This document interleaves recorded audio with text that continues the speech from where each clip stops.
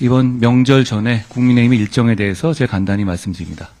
지난 설날에 당대표가 평소 보내던 고마운 분들, 주요 인사들에 대한 선물을 보내드리는 대신에 그 돈으로 연탄 7천만 원 상당을 백사마을 등 어르신들께 드렸습니다. 그리고 그때 앞으로도 그러겠다는 약속을 드렸습니다. 이번 추석에도 그 약속대로 당대표가 주요 인사들께 드리는 선물 대신에 그 돈으로 결식 아동들을 위한 도시락 제공을 하려고 합니다. 대신 그동안 선물을 드렸던 인사들께는 고마운 마음을 카드로 드리면서 저희의 이런 생각을 말씀드렸습니다. 그분들도 좋아해 주실 거라고 생각합니다. 결식 아동들은 연휴 기간에는 학교에서의 급식 제공이 어려워서 오히려 연휴나 명절 기간에 더 힘들다고 합니다. 국민의힘은 오는 13일에 그 선물 비용 5천만 원으로 밀키트 도시락을 직접 만들어서 배달하려고 합니다. 그리고 추석 연휴 전에 부산에서 청년들과 지역과 수도권의 취업 격차 등에 대한 얘기를 나눠보려고 합니다. 목요일에는 지역의 물류센터 안성입니다. 현장 최고위를 열어서 농축산식품의 비축과 물류 상황에 대해서 함께 챙겨보려고 합니다. 우리 국민의힘은 우리 사회의 격차 해소를 위해서 현장에서 더 노력하겠다는 말씀을 드립니다. 금투세 폐지는 더 이상 고집 부릴 일이 아닙니다. 지금 민주당이 금투세 폐지에 동의한다고 해서 민주당이 말 바꿨다고 비난할 사람 없습니다. 국민의힘도 민주당이 말을 바꿨다고 비난하지 않을 것이고 오히려 감사할 겁니다. 국내 증시를 버린다는 메시지를 다수당인 민주당이 주어서는 안 됩니다.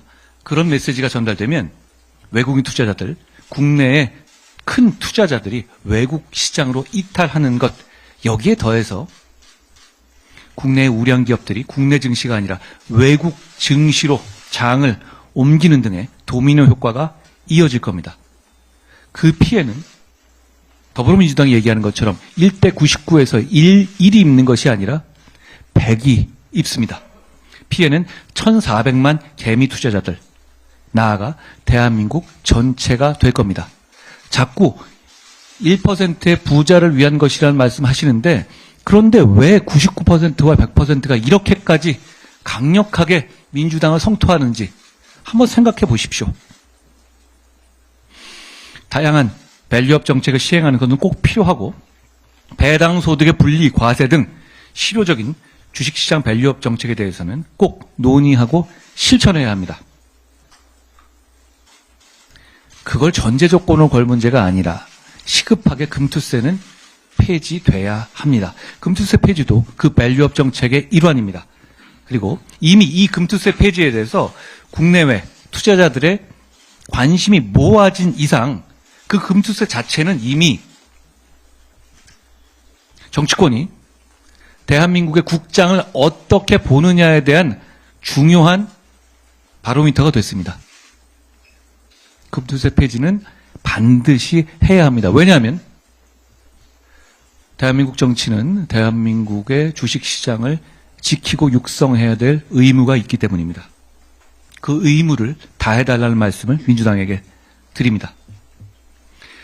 이 금투세에 대해서 일부 투자자들이 이재명 민주당 대표의 이름을 붙여서 부르기 시작했다고 합니다. 그게 민심입니다. 민심을 들으라는 말씀을 드립니다. 민주당에서 9월 24일 날 자기들끼리 금투세 토론을 한다고 합니다. 그런 토론하려면 왜 저희가 생방송으로 하자고 여러 차례 주장했던 저희가 제의한 토론에는 응하지 않는지 모르겠습니다.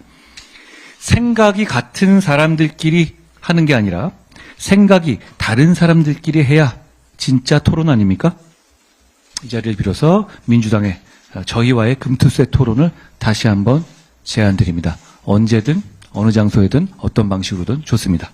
이상입니다.